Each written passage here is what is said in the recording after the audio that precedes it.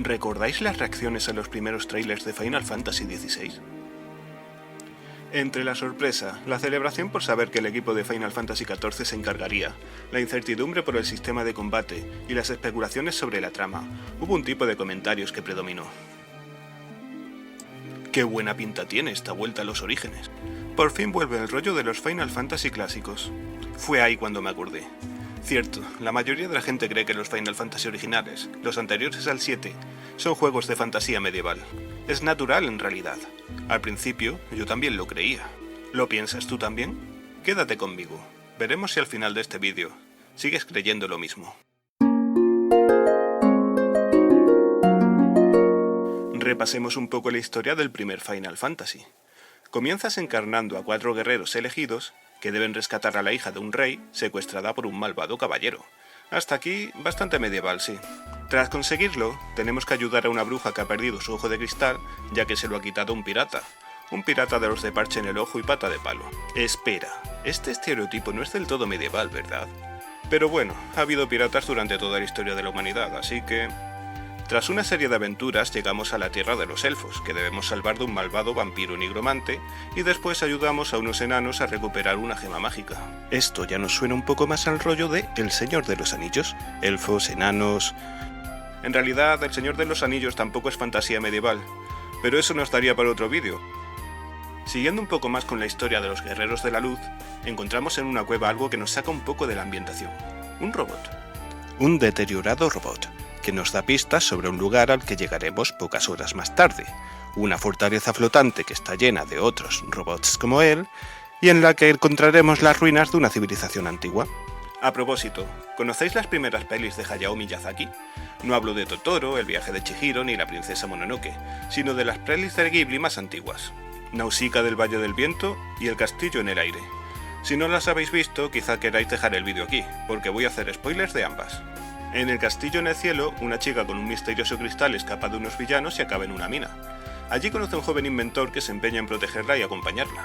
Con el tiempo, los villanos les acaban capturando, pero escapan con la ayuda accidental de un deteriorado robot que parece desafiar toda la tecnología vista hasta el momento en la película. Gracias a él también encuentran la pista que les acaba llevando al castillo en el cielo, en el cual descubren a otros robots, uno de ellos en funcionamiento, y los restos de una civilización antigua. Pero Malfuin, me diréis. Malfuin, el resto de la historia del juego no tiene ninguna relación con lo que cuenta esa peli. Lo de los robots y la civilización del cielo es parecido, sí, pero puede ser un guiño o una casualidad. Y tengo que daros la razón en parte, pero es que no se trata de eso. Lo que hay que entender es la imagen de fantasía que proyectaban las películas de esa época. Eran películas que tenían elementos fantásticos, sí, pero que transmitían esta magia a través de motivos exóticos, surrealistas y también medievales. Películas donde siempre hay torres melodramáticamente imponentes, desiertos interminables, criaturas casi alienígenas y un halo de melancolía. Películas donde el viaje del héroe es todo, pero en las que apenas se hace hincapié en expresar el lore y la construcción del mundo. Y una peli que me viene inevitablemente a la cabeza al explicar esto es Tenshi no Tamago, Huevo de Ángel. Hironobu Sakaguchi ha reconocido siempre la enorme influencia de Dragon Quest sobre la saga Final Fantasy. Deku sí tiene ese enfoque de fantasía medieval más clásico, más estilo Dungeons and Dragons, pero también ha mencionado en varias entrevistas que el elemento diferenciador de Final Fantasy con estos juegos era que su saga tenía un aire más solemne, más de melancolía. Y estoy seguro de que no es fácil trasladar estas ideas diferenciadoras a un videojuego cuando tienes que seguir la estela de Dragon Quest y Ultima en cuanto a gráficos y sistemas de combate, cuando tienes que reflejar tu mundo en una pantalla de 8 bits. Por eso sospecho que las películas de animación de aquella época fueron una gran referencia para Sakaguchi y su equipo. En Huevo de Ángel, acompañamos a una niña en su periplo por un mundo angustioso y desolado, que a menudo cruza sus pasos con un misterioso caballero. ¿Es un protector o alguien de quien guardarse? La película, dirigida por Mamoru Oshii, juega con el surrealismo y nos presenta una ciudad aparentemente arcaica, pero en la que detectamos todo el tiempo trazas de una tecnología desconocida. Es evidente que una civilización misteriosa habita o habitó estos lugares. También es evidente que esta tierra guarda un gran secreto. Y si tenéis ojos en la cara, habréis deducido ya que Yoshikata Amano estuvo profundamente implicado en la creación de esta película. Aunque muchos le conocemos principalmente como ilustrador de Final Fantasy, fue una figura muy relevante en las cintas de animación de los 70 y de los 80. Desde historias de fantasía hasta aventuras de ciencia ficción y mechas, trabajó intensamente en todo tipo de películas. Quizá de esta etapa se le recuerde más por Vampire Hunter D. De hecho, su presencia en Final Fantasy siempre nos ha parecido un poco fuera de lugar a muchos jugadores. A fin de cuentas, sus diseños son extraños, no se parecen en nada a lo que vemos en los juegos y no son guays, no en el sentido en el que esperamos que lo sean las carátulas de los juegos de la Play. Pero quizá en su momento tenía todo el sentido. Quizá era un intento de asociar la recién nacida saga Final Fantasy a la solemnidad y la melancolía de las películas de animación de aquella época. Quizá no a través de los gráficos del propio juego, pero al menos mediante materiales complementarios. Aún así, que el nombre de tu ilustrador principal sea tan conocido es algo ideal a nivel de marketing. Tenían que competir con Dragon Quest, cuyo diseñador de personajes es Akira Toriyama. ¿Tiene sentido buscar una razón de más peso para la presencia de Amano? Seguramente no. No puede ser tan sencillo relacionar los primeros Final Fantasy con la industria de animación de la época. Por cierto, ¿sabíais que en Nausicaa salen chocobos? Naturalmente no los llaman así, pero son avestruces cabezonas con sillas de montar y que también sirven como bestias de carga. Ya lo dije, en esta época se expresaban los elementos fantásticos tirando del exotismo. ¿Qué hay más exótico que cambiar los caballos por pollos gigantes? El mundo de Nausicaa da la sensación de ser posapocalíptico, no parece medieval en absoluto. No digo que Final Fantasy II, juego en el que debutaron los chocobos, se parezca especialmente a esta película. Si a algo se parece el argumento de ese juego, es a Star Wars. Lo que quiero señalar con cosas como lo de los robots, los chocobos, las fortalezas flotantes y otros recursos similares, es que Final Fantasy no tenía ningún miedo a hablar el mismo lenguaje que esas cintas. Era obvio que en los juegos iba a haber más castillos, ciudades amuralladas y caballeros. Es normal cuando quieres introducirte en el género RPG y tus principales referentes en cuanto a clases, equipamientos y mecánicas son Ultima, Dragon Quest y Dragones y Mazmorras. Eso hace que veamos sus ambientaciones como medievales. Pero si nos paramos a pensarlo, estos elementos nunca tienen demasiada fuerza en la trama. Pensemos en Cornelia, el primer reino que vemos en Final Fantasy I. Todo lo que sabemos sobre Cornelia es que el rey tenía 2 hijas y que un caballero renegado secuestró a una de ellas. Eso es todo su lore. Este primer Final Fantasy no tiene mucho espacio para la narración, pero es evidente que pone su esfuerzo en hablarnos de otras cosas. El equilibrio del mundo, el viaje en el tiempo y la civilización nufenia son temas mucho más importantes para quien lo escribe. Si pensamos en Baronia, el reino inicial de Final Fantasy IV, ocurre un poco lo mismo. Sabemos que hay un rey, y también que crió como hijos a sus 2 caballeros más importantes, Cecil y Caín. Conocemos más cosas sobre Baronia, claro, que Cid vive allí, que hay una fábrica de barcos voladores, que casi han dominado el mundo con su superioridad tecnológica, pero todo esto son cosas que alejan a Baronia de la concepción del reino medieval. No profundiza en linajes o en órdenes de caballería. Precisamente se esfuerza en distinguir su ambientación de las fantasías más típicas. Ahora pensemos en Rosaria. Es el reino inicial en Final Fantasy XVI. Lo sabemos todo sobre su sistema feudal, sobre sus relaciones de vasallazgo con otros reinos, sobre su historia, su heráldica y su importancia estratégica. Demonios, hay una enciclopedia en el juego que nos habla sobre todas estas cosas, y podemos consultarla durante las propias cinemáticas. Pero en un Final Fantasy clásico, nada de esto habría sido importante. Si el juego regresa a algo, es a la ambientación de Ivalice, de Final Fantasy Tactics y Final Fantasy XII, que literalmente abría la partida dándonos una lección sobre la política de los reinos. Y sí, entiendo que en las consolas antiguas no había espacio para dar muchos detalles sobre el lore, pero es llamativo que, cuando tenían oportunidad de profundizar, siempre lo hicieran en las partes más exóticas, más de ciencia ficción, las partes más alienígenas. No sabemos gran cosa sobre el reino en el que Cecil vivió toda su vida, pero nos dan un montón de exposición sobre los lunarios y por qué la relación del protagonista con ellos es tan importante. Siempre se centran justo en reforzar aquellas cosas que podrían haber estado en una película de animación de la época. ¿Sabíais que Final Fantasy V tuvo una secuela?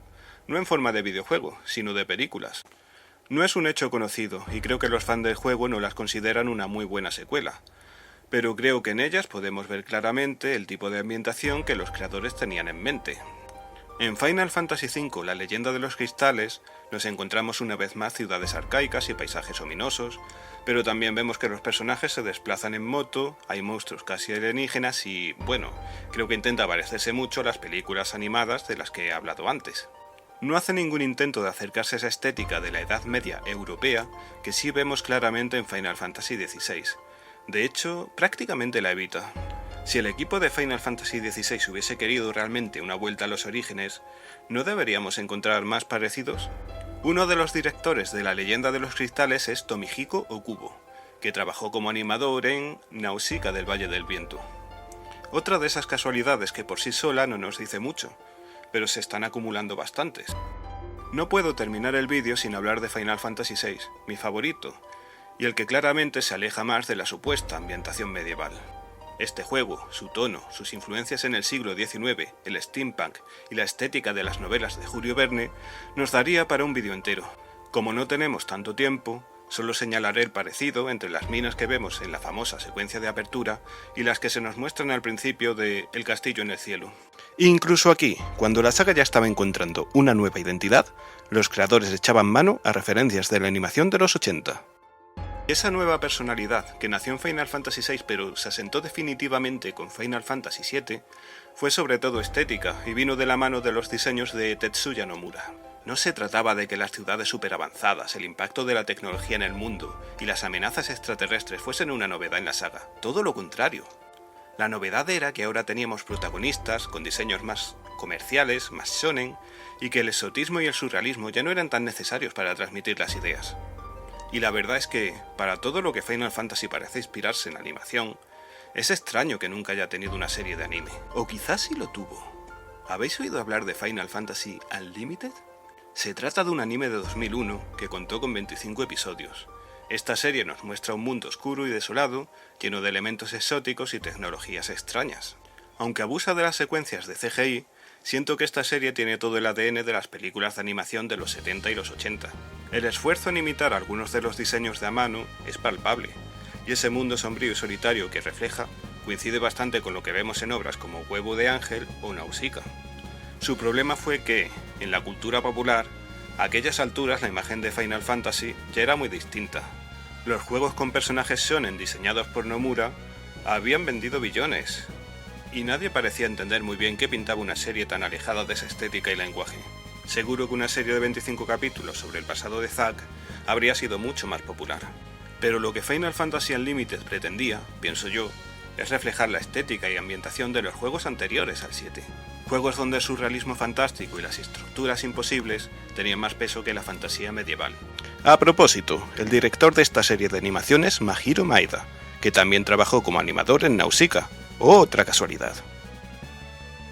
Final Fantasy XVI no puede ser una vuelta a los orígenes, porque en sus orígenes Final Fantasy nunca pretendió parecerse a Juego de Tronos, ni al Señor de los Anillos, ni siquiera a Dragon Quest. Lo que hace Final Fantasy XVI es volver a un pasado ficticio, un recuerdo colectivo creado por jugadores que no supieron interpretar los gráficos de los juegos, quizá por no disponer de las mismas referencias culturales que los creadores. Esto no tiene nada de malo. Final Fantasy XVI es un gran juego, y aunque empieza centrándose en los aspectos más Juego de Tronos de su mundo, da varios giros radicales y sorprendentes a lo largo de su narración. Referencias como Ultraman, Godzilla y Ataque a los Titanes están incrustadas en su esencia. Cada entrega de Final Fantasy hace eso, busca sus propios referentes. Sencillamente, en contra de lo que nos dice la memoria colectiva, la fantasía medieval no era uno muy importante para los primeros. A hablar de un retorno a los orígenes es tentador, siempre. Las primeras entregas no enfrentaron esa crítica descarnada, ese examen exhaustivo al que se sometió a las más modernas. Sin embargo, creo que no es enriquecedor caer en la simplicidad y olvidar lo que estos primeros juegos querían transmitir, lo que los hacía únicos, lo que les permitía competir con Dragon Quest y no morir en el intento. Si saliera un nuevo Final Fantasy que realmente pretendiera regresar a esos comienzos, seguramente se parecería más al anime de 2001 o a una antigua película de Estudio Ghibli. Si un tráiler mostrara hoy en día un juego así, quizá la historia se repetiría, y muy pocos entenderían lo que están intentando hacer.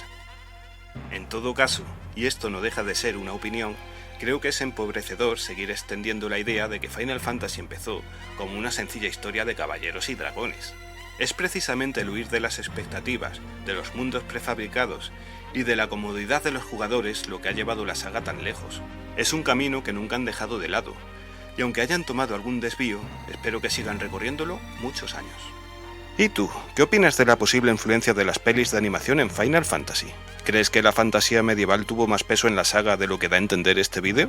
Cuéntame lo que piensas en los comentarios y suscríbete si quieres que haga más vídeos como este. ¡Nos vemos!